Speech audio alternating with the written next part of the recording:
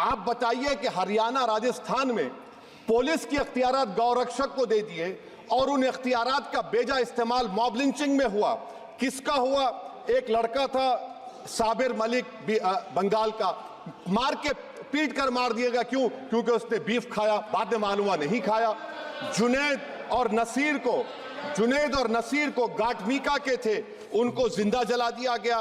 Sir फिर propagate, आप ये आर्टिकल 25 का थर्ड सेक्शन प्रोपगेट, आज आप देख रहे हैं कि मुझसे पूछा जा रहा है कि 500 साल पहले तुम्हारी मस्जिद थी नहीं थी। ख्वाजा अजमेरी की दरगाह कह रहे नहीं है। अरे सर, अगर मैं इस पार्लियामेंट में खोद दूं, इसमें गड़ा कर दूं, तो खाने जहां का हिस्सा मिलेगा तो मेरी हो जाएगी ये? आप बताइए। Asaduddin Owaisi, time. Thank you, sir. Sir, I start by quoting Baba Saheb Ambedkar, what he wrote in Memorandum of Rights of States and Minorities, dated March 24, 1947, when he submitted to the Subcommittee on Fundamental Rights set up by the Constituent Assembly, the Advisory Committee on Fundamental Rights and Minorities. I quote, sir, "Unfortunately for the minorities in India, Indian nationalism has developed a new doctrine which may be called the divine right of the majority to rule the minorities according to the wishes of the majority. Any claim for the sharing of power by the minority is called communalism, while the monopoly of the whole power by the majority is nationalism.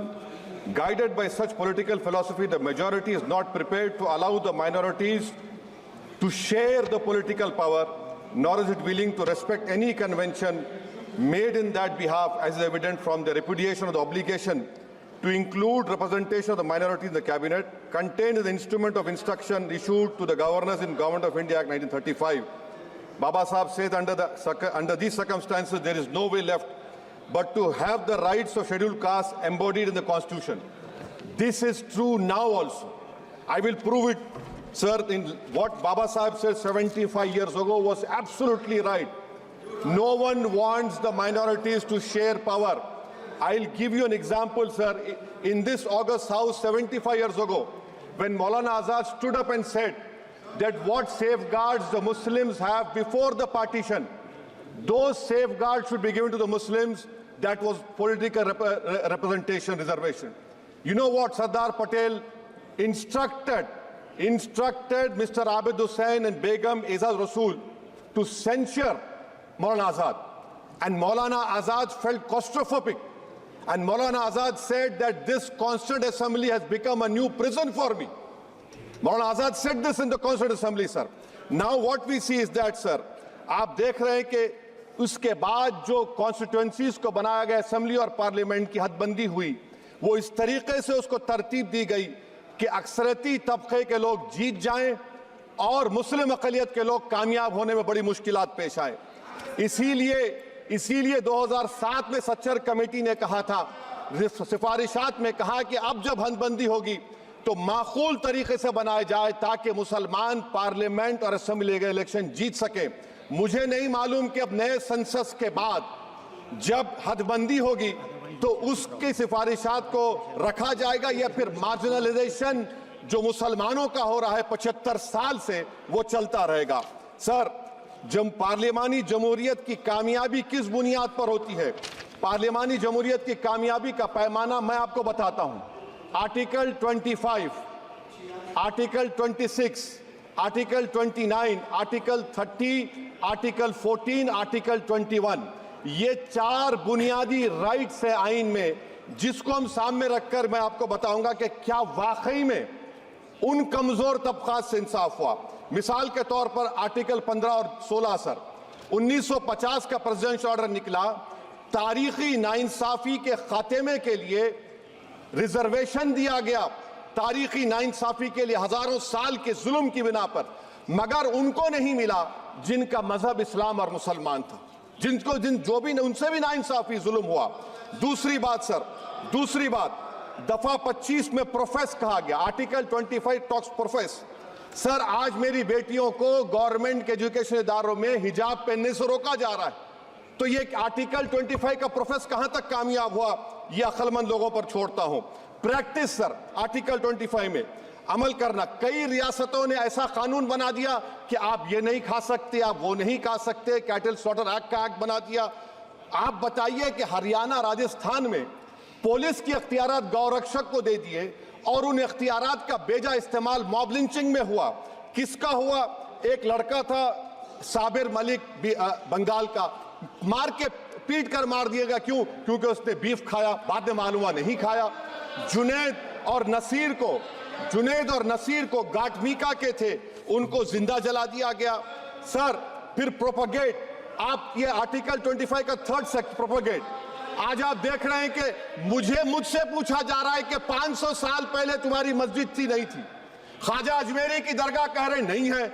अरे sir, अगर मैं इस parliament में खोद दूं, इसमें गड़ा कर दूं, तो खाने जहां का हिस्सा मिलेगा तो मेरी हो जाएगी ये। आप बताइए। अब आप देखिए ये प्रोपगेट क्या हो रहा है। अच्छा, जो तब्दीली मजहब का कानून, तब्दीली मजहब, मैं तब्दील मजहब नहीं कर सकता, सरकार से पूछना पड़ेगा मुझे अपना मजहब बदलने के लिए। अगर अंबेडकर आज जिंदा होते तो बाबा साहब को भी कहते कि आप जाकर परमिशन लो, तब मजहब बदलना पड़ेगा आपको। ये हालात आज यहां पर पैदा हो चुकी है। सर आर्टिकल 26 देखिए, it gives religious denomination the right to establish and maintain institution for religion charitable. वजीर आजम कहते हैं कि वक्फ का ताल्लुक संविधान से नहीं है। अरे कौन पढ़ा रहा है वजीर आजम को? आर्टिकल 26 पढ़ा लीजिए। आर्टिकल 26 की बात कही गई। मकसद क्या है कि वक्फ की जायदादों को अक्सरियती तबके के लिए छीन कर दे दिया जाए। आप अपनी ताकत की बुनियाद पर छीनना चाह रहे। सर दफा 29 पे आ जाइए, आर्टिकल 29। लैंग्वेज का, जबान का तहफ्फुज है। उर्दू को खत्म कर दिया गया। वो उर्दू जिसके हमारे मुजाहिदीन आजादी ने नारा दिया था, इनकलाब जिंदाबाद का, उस जबान को आप खत्म कर रहे हैं। कल्चर, आप कल्चर की बात इनसे पूछ लीजिए, वो बोलेंगे नहीं, हमारा जो कल्चरल नेशनलिज्म है वो कल्चरल नेशनलिज्म नहीं है बीजेपी का। वो कल्चरल नेशनलिज्म आला जात का, हिंदुत्व का नेशनलिज्म है, जो भारत के इंडियन नेशनलिज्म से बिल्कुल मुख्तलिफ है। सर अब आप आ जाइए। सर आर्टिकल 30 पे आ जाइए। सर आर्टिकल 30 पे आ जाइए। सर आर्टिकल 30 में माइनॉरिटीज को राइट दिया गया। This house has passed a law in 1981 to give mandatory AMU.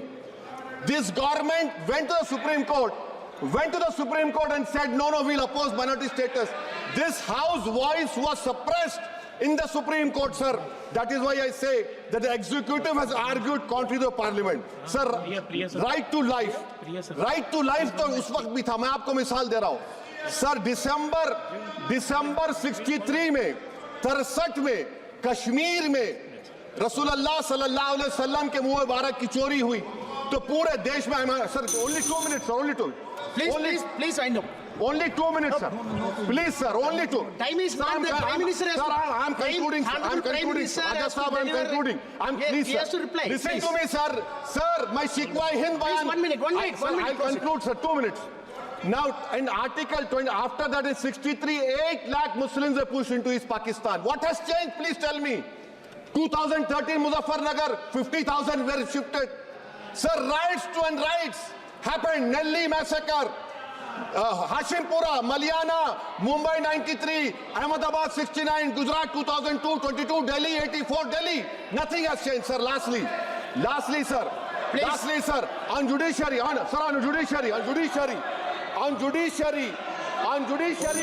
concluding. On judiciary, sir, CAA is not being heard. 2 sitting chief ministers get bail, but Stan Swamy died in the prison, sir. That is why I say the institution functioning of Obviously, please conclude. And lastly, sir, just now Ravi Shankar Prasad has quoted a book. In that book, there's a Tipu Sultan also. Okay. That is sir, I'm concluding by reciting a sher. On this I conclude, sir. Nisar मैं तेरी गलियों के वतन के जहां चली है रस्म के कोई ना सर उठा के चले, जो कोई चाहने वाला तवाफ को निकले नजर उठा के चले। सर हम जिस्म व जान बचा के चले, बहुत है जुल्म दस्ते बहाना के लिए। सर हम जो चंद अहले जुनू तेरे नाम ले वाले इख्तिदार की कुर्सियों पर बैठने वाले जो लोग थे और है वो इंटेलेक्चुअली डिसऑनेस्ट है। संविधान सच्चा है। जय भीम, आइन जिंदाबाद। Professor, please.